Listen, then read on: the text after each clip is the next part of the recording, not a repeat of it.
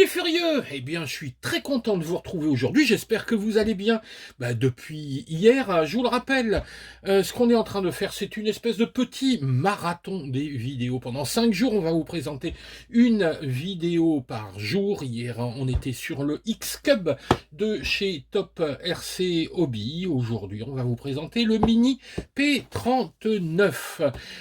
Ces petits avions nous viennent de chez notre partenaire Banggood qui en ce moment vous propose ses soldes d'été. Donc comme je vous le disais hier, n'hésitez pas à aller farfouiller chez eux, il y a toujours des bonnes affaires à faire. Alors aujourd'hui je vais vous présenter un avion qui n'est pas très connu, même si son allure vous rappelle peut-être quelque chose.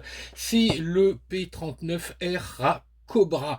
Alors, un petit peu d'historique de cet avion, c'est un chasseur d'appui qui est sorti au début des années 40.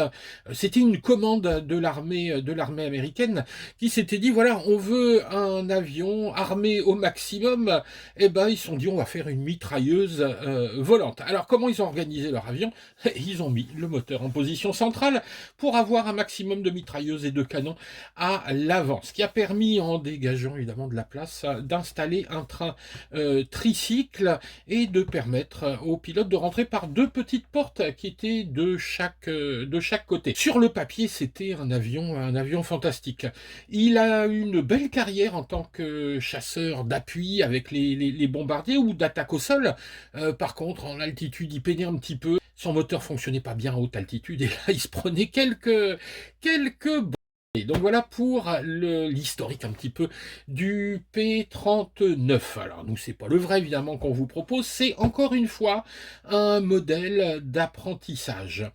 Dans ces vidéos, ce que j'essaye de faire, c'est vous montrer chaque jour un aspect du modélisme radiocommandé. Hier, on a vu les fonctions de base. Aujourd'hui, vous le verrez tout à l'heure, on parlera décollage et on parlera également vitesse de l'air et vitesse du vent. Si ça vous plaît pas, vous zapperez et vous irez voir à la fin directement le vol. Alors, l'engin, le voici. Moi, je l'ai choisi ici en vert parce que je trouvais qu'il avait un aspect un petit peu plus militaire. Mais hop là, il existe également en jaune. Là, c'est plus en version Renault Racer. J'imagine que pendant la Seconde Guerre mondiale, les avions jaunes comme ça, on devait les éviter. Allez, on va ouvrir le petit bestiau. Voilà, alors, tout d'abord, on va dégager, hop, la petite notice. Alors, la notice, je ne vais pas m'attarder parce que c'est la même que celle du X-Cub hier. Enfin, j'imagine. En fait, les 4 avions que je vais vous présenter ont un petit peu la même base mécanique, c'est surtout l'aspect et quelques spécificités qu'on va essayer de voir. Alors, la notice, je regarde, je vérifie vite fait. Est-ce que c'est la même? Oui, c'est quasiment la même. Ici, on a une particularité, vous voyez, l'avant, enfin, en tout cas, j'espère que c'est le cas. Oui, c'est le cas, représente un petit peu la mitrailleuse qui tirait ici par l'axe de l'hélice. Oui, on avait un moteur central et c'était ici un axe qui animait cette hélice et on pouvait tirer à travers l'hélice. Donc ça c'est reproduit, c'est pas mal. Comme sur le X-Cub, on a des infos ici pour brancher notre petit mini P39 sur une radio OpenTX, c'est-à-dire une radio un petit peu plus professionnelle qui permettra de le piloter en mode manuel avec tous les réglages dont on aura envie. Mais ça c'est évidemment après avoir fait son apprentissage.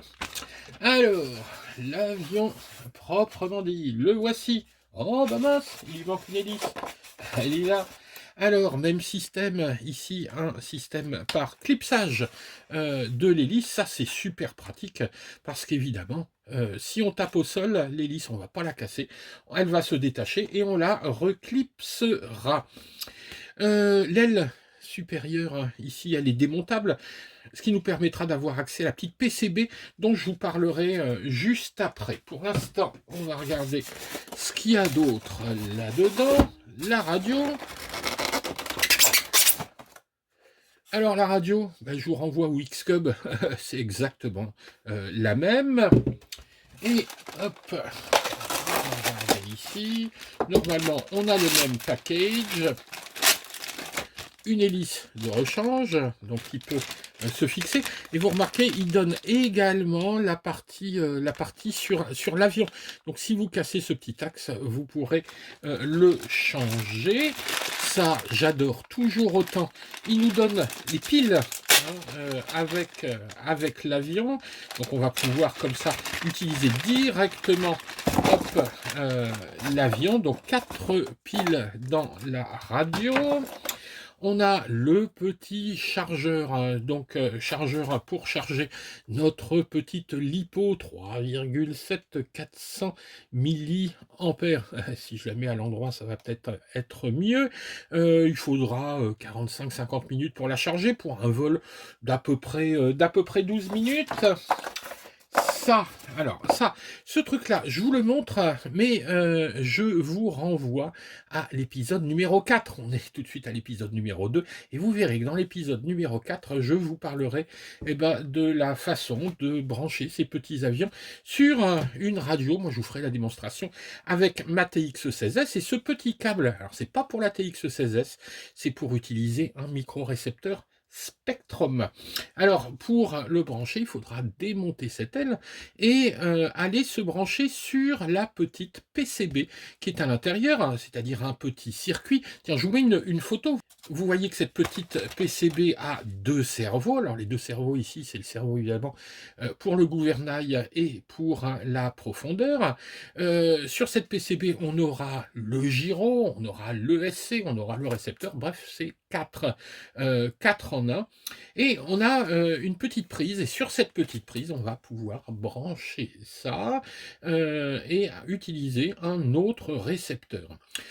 En cas d'OpenTX, il n'y a pas à s'embêter à brancher ça. On ira directement chercher le protocole du récepteur et on se branchera sur la radio. On a une portée qui est de l'ordre de 200 mètres, mais imaginez cet engin qui fait 40 cm à 200 mètres, on ne doit pas voir grand-chose. 40 cm d'envergure, à peu près 32 cm de longueur pour un poids de 68 grammes, mais 68 grammes avec sa batterie et 68 grammes avec son train d'atterrissage. Alors le train, on va le monter tout de suite.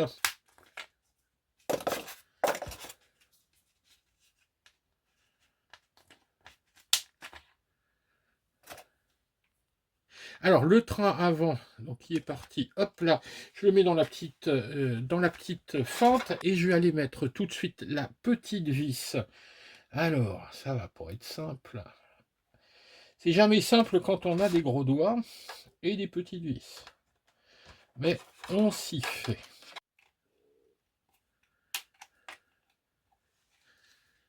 Et voilà, c'était le seul montage à faire. Une vis à visser et l'avion est prêt à voler. On a un moteur qui est un 1020 en coreless. Les cerveaux, alors les petits cerveaux sur la PCB sont des 1 gramme.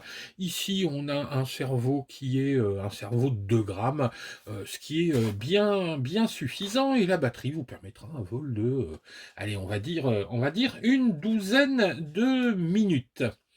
Alors, on va regarder un petit peu maintenant comment tout ça fonctionne. Alors, pour utiliser notre avion, c'est tout simple. Ce qu'on va faire, c'est qu'on va aller brancher la petite batterie à l'intérieur. Donc là, elle n'est pas complètement chargée, c'est juste pour la démo. On va essayer de trouver sa place. Hop, donc là, c'est à la verticale, c'est assez facile.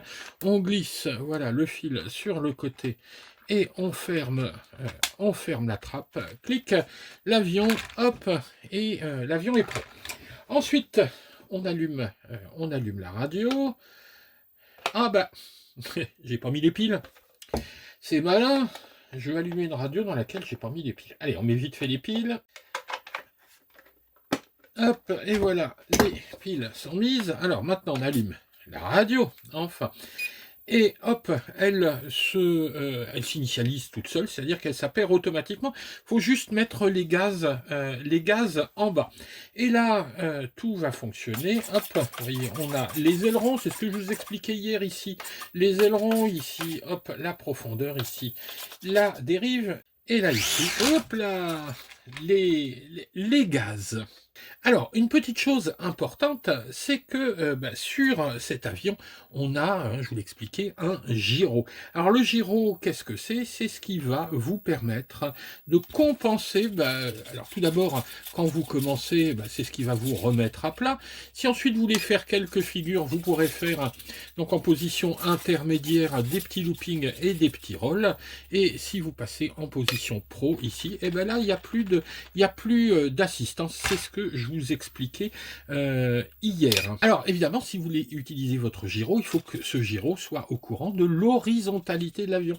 Alors pour ce faire, vous posez votre avion sur un plan, sur quelque chose de plat. Pour calibrer cet avion, qu'est-ce qu'on va faire? On va tout d'abord éteindre la radio. On la rallume et on ne fait pas haut, bas pour préparer le stick ici d'accélérateur. Et dans cette position, sans avoir touché à rien, on va mettre les sticks hop, de chaque côté. Voilà, et ça se remet à 0. Hop, l'appareil est calibré. Donc il faut bien penser à l'éteindre et à le rallumer. Sinon, ça ne fonctionnera pas. Donc ici, votre gyro est au courant de la position, horizontale et pourra mettre l'avion à plat. Donc c'est important de faire cette petite calibration avant chaque décollage.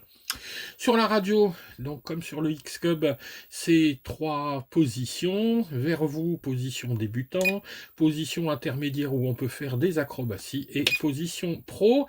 Mais ça, je le redis, cette position pro avec cette radio, elle n'est pas formidable parce qu'on ne peut pas assez ajuster un petit peu les commandes. La position pro, on la gardera vraiment si on se branche sur une radio elle-même pro. On a également ce petit bouton que je vais pas utiliser ici dans le bureau. Vous appuyez une fois, vous mettez le stick à droite, il va faire un roll à droite. Vous appuyez une fois, vous tirez vers le bas, il va faire une boucle. Donc c'est la position aérobatique, la position acrobatique. Donc voilà un petit peu pour ce petit zinc. Maintenant, la question, c'est, on décolle comment? On décolle comment avec un avion radiocommandé? Eh bien, on décolle systématiquement face au vent. Pour quelle raison? Je vous renvoie à l'épisode précédent pour des histoires de portance. Vous vous rappelez, ce qui fait voler un avion, c'est tout simplement l'air qui va venir frapper l'aile et créer une surpression dessus et une dépression dessous, ce qui va soulever l'avion. Ouais, très bien. Mais d'un côté, vous avez votre avion qui avance, de l'autre côté, en face, vous avez le vent. Imaginons que le vent soit de l'autre côté. Eh bien, votre avion, il doit courir après le vent. Et c'est la différence entre la vitesse du vent et la vitesse de l'avion qui va donner cette force sur l'aile et cette portance. Quand les deux directions sont opposées, évidemment, elles s'additionnent, la vitesse du vent et la vitesse de l'avion. On a beaucoup de portance, on décolle facilement. Si au contraire, vous voulez décoller avec le vent dans le dos, eh bien, l'avion poursuit le vent et les deux vitesses se soustraient. Il y a moins de portance, il a du mal à décoller. Pareil pour atterrir, étant donné que pour atterrir, on essaye de ralentir au maximum. Si le vent est dans le dos, la différence va faire qu'à un moment, vous allez décrocher et vous risquez de vous casser la gueule. Donc systématiquement, on décolle et on atterrit avec le vent de face. Cet avion, on peut le faire décoller de deux façons. Vous voyez qu'il a un train, ici, un train tricycle avec 3 roues. Donc vous le posez sur une petite route, vous le posez sur une petite piste, vous le posez où vous voulez. Un coup de gaz avec le vent dans le nez et hop, il va décoller. Mais le plus simple, c'est carrément, hop, de le lancer. Alors moi, j'ai une petite technique, c'est que je le prends par le bout de l'aile et hop, je le lance comme un boomerang et je m'arrête bien comme ça. Et ça décolle vraiment, vraiment tranquillement. Qu'est-ce que j'ai d'autre à vous dire? Bah, le matériau, hein, c'est de l'EPP qui est extrêmement solide, avec un avion de 68 grammes, évidemment, quand il se casse la gueule, il risque pas de se casser en 1000 morceaux, évidemment. Faites ça avec un avion en bois, c'est-à-dire, voilà, à 30 centimètres, vous le lâchez, vous risquez déjà avoir de la casse. Là, il n'y a vraiment aucun danger. Le seul truc qui pourrait casser, c'est l'hélice, mais elle se déboîte. Donc, c'est vraiment un engin, encore une fois, idéal pour apprendre. Maintenant, bah, c'est la gueule. Est-ce que vous aimez la gueule de ce P-39 ERA Cobra, le petit chasseur bien armé de la Seconde Guerre mondiale? Voilà pour la revue de cet avion, évidemment. Je sais bien ce que vous attendez, c'est d'aller voler. Je dis évidemment merci à notre partenaire Banggood. Allez surtout voir les soldes d'été, les ventes d'été, parce que c'est un petit peu, faut le dire, hein, ce qui nous fait vivre et ce qui nous permet de vous présenter tout ce matériel. Allez, maintenant, on va voler et on se retrouve demain.